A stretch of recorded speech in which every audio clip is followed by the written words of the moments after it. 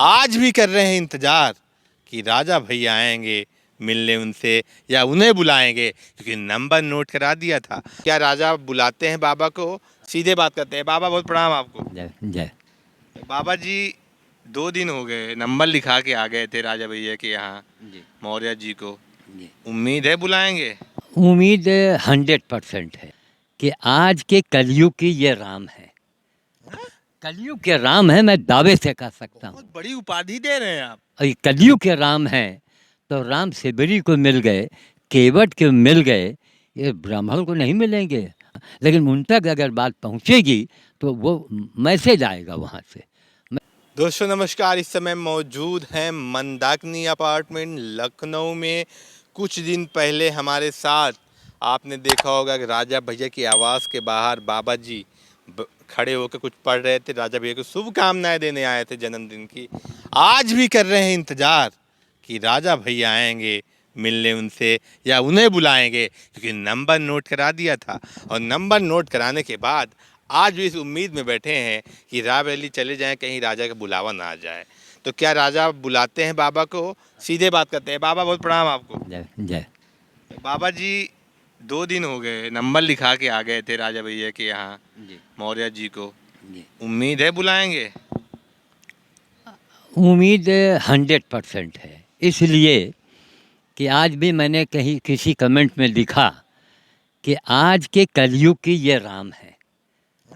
कलयुग के राम है, मैं दावे से कह सकता हूँ। बहुत बड़ी उपाधि दे रहे हैं आप। और ये कलयुग के राम है तो राम सेबरी को मिल गए, केवट के मिल गए, ये ब्राह्मण को नहीं मिलेंगे। अंतरात्मा हमारी ये कहती है 100% वो बुलावे भले ना, लेकिन उन तक अगर बात पहुँचेगी तो वो मैसेज आएगा वहाँ से।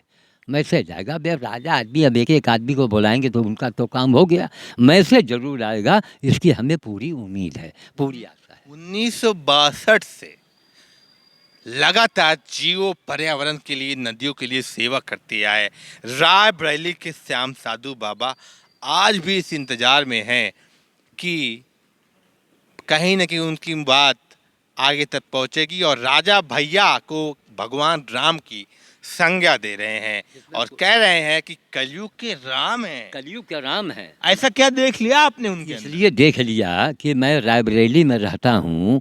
पूरी रायबरेली ही राजाओं की और तालुकेदारों की है। तो रायबरेली में बहुत सी स्टेट हैं, हर ज़िलों में लगभग हैं, लेकिन और हैं राजा भैया हमारे पड़ोसी ज़िले कुंडा प्रतापगढ़ के हैं। तो रायबरेली में राजा भैया नहीं, बल्कि मैं कहीं भी चर्चा में सुनता हूँ तो राजा भैया जो कार्य कर चुके हैं, जो कर रहे हैं और जो इनके पूर्वजों ने किया है, वो अपने आप में एक मिसाल है। तब मैंने इनको राम की संज्ञा दिया है कि ये कलयुग के राम से कम नहीं है। इनके जैसा मैंने न राजा सुना, न मैंने कहीं देखा, न मैंने कहीं पढ़ा। दोस्तों यही वो बाबा श्याम साधु हैं जो 2 दिन पहले राजा भैया के लखनऊ रामायण आवास के बाहर खड़े होकर लगातार इंतजार कर रहे थे कि 31 तारीख को जन्मदिन की बधाई नहीं दे पाए तो अब दें, और पोस्टर वहाँ जो लगे थे वो पढ़ रहे थे। तब इनकी हमारी मुलाकात हुई, हमारी बातचीत हुई थी। और वो हनुमान जी ने आपको भेजा कि बाबा अकेला खड़ा है, निराश है। अभी आप हमसे जुड़ेंगे, आने वाले समय में आप देखेंगे कितने बड़े बड़े चमत्कार आपको देखने को मिलेंगे। भाई पूरी ज़िंदगी लगाएं, हनुमान जी की सेवा किया है, हनुमान जी की पूजा नहीं किया। सेवा में और पूजा में बहुत ज़मीन आसमान का अंतर है। जैसे सचमुच की रोटी में और रोटी की तस्वीर में अंतर होता है। सेवा परमो धर्म। सेवा परमो धर्म। मानवता से बड़ा कोई मंत्र नहीं है और सेवा से बड़ा कोई धर्म नहीं है। अगर है तो बड़े बड़े विद्वान, बड़े बड़े जो हैं वो हमको बतावें आके। राजा भैया के पिताजी भी बहुत धार्मिक हैं, वो बंदर भोज करते रहते हैं। तो उनके पिताजी की ही देन है। देखे ना, जो पिता करेगा वो बेटा करेगा।